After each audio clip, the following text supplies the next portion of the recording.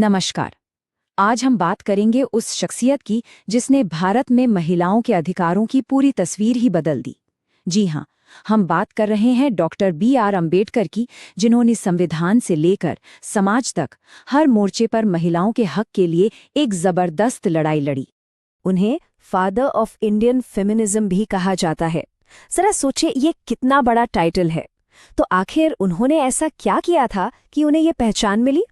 चलिए आज इसी को समझते हैं कि इस दावे के पीछे कौन कौन से ठोस कदम थे। शुरुआत करते हैं उनके सबसे बड़े और सबसे मजबूत काम से, भारत का संविधान। संविधान बनाने वाले के तौर पर उन्होंने ये पक्का किया कि जेंडर इक्वालिटी यानी लैंगिक समानता हमारे देश के सबसे बड़े कानून का एक ऐसा हिस्सा बने जिससे कोई हिला ना सके। तो सबसे पहले आता है आर्टिकल 14। इसका सीधा सा मतलब है कानून के सामने सब बराबर हैं, औरत हो या मर्द, कोई फर्क नहीं। ये कह सकते हैं कि ये समानता की दिशा में वो पहली और सबसे मजबूत नींव थी।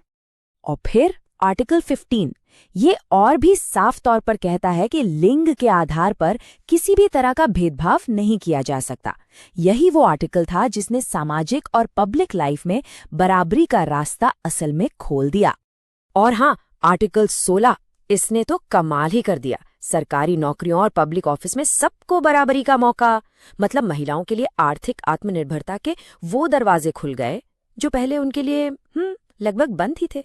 तो ये तो हुई संविधान की बात, लेकिन अंबेडकर यही नहीं रुके। उनका अगला निशाना था पर्सनल लॉज यानी व्यक्तिगत कानून, और इसके लिए वो लाए हिंदू कोड बिल। भाई, ये एक ऐसा क्रांतिकारी कदम था जो सीधे सीधे शादी, तलाक और प्रॉपर्टी जैसे मामलों से जुड़ा था। अब सवाल ये है कि ये बिल इतना जरूरी, इतना क्रांतिकारी क्यों माना जाता है? इसका महत्व समझना इसलिए जरूरी है क्योंकि इसने उस वक्त के समाज की जड़ों को हिला के रख दिया था। तो इसमें था क्या? देखिए, इस बिल में महिलाओं को तलाक का अधिकार देने की बात थी, बच्चे गोद लेने का हक था, और सबसे जरूरी, संपत्ति में मर्दों के बराबर हिस्सेदारी। ये वो अधिकार थे जो उन्हें परिवार और शादी जैसी संस्थाओं में बराबरी का दर्जा देते। अच्छा, तो कानून तो बन गए, लेकिन अंबेडकर की सोच इससे भी कहीं गहरी थी। वो ये समझते थे कि महिलाओं की असली आज़ादी सिर्फ कानून से नहीं, बल्कि शिक्षा और आत्मनिर्भरता से ही आएगी।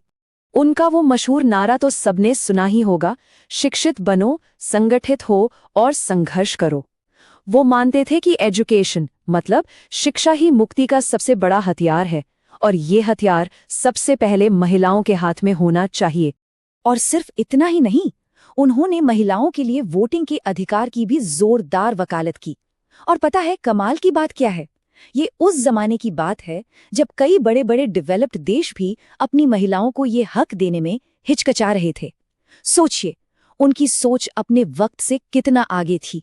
फिर जब वो वाइसरॉय की काउंसिल के मेंबर थे, तो उन्होंने कामकाजी महिलाओं के लिए मैटरनिटी बेनिफिट की लड़ाई लड़ी और जीती भी। ये महिलाओं की आर्थिक आज़ादी को सपोर्ट देने वाला एक बहुत बहुत बड़ा कदम था। तो आखिर में चलिए उनकी सोच के उस सबसे अहम हिस्से को समझते हैं जो किसी भी समाज की तरक्की को सीधे सीधे महिलाओं की तरक्की से जोड़ता है। उनका एक बहुत मशहूर कोट है, मैं किसी समाज की तरक्की का अंदाज़ा इस बात से लगाता हूँ कि वहाँ की महिलाओं ने कितनी तरक्की की है। मतलब साफ था, उनके लिए विमेन एम्पावरमेंट सिर्फ एक मुद्दा नहीं था, बल्कि पूरे समाज के आगे बढ़ने का एक मीटर था, एक पैमाना। तो सवाल आज भी वही है, बाबा साहिब ने जो सपना देखा था वो आज कितना पूरा हुआ है? ये एक ऐसा सवाल है जिस पर हम सबको सोचने की जरूरत है।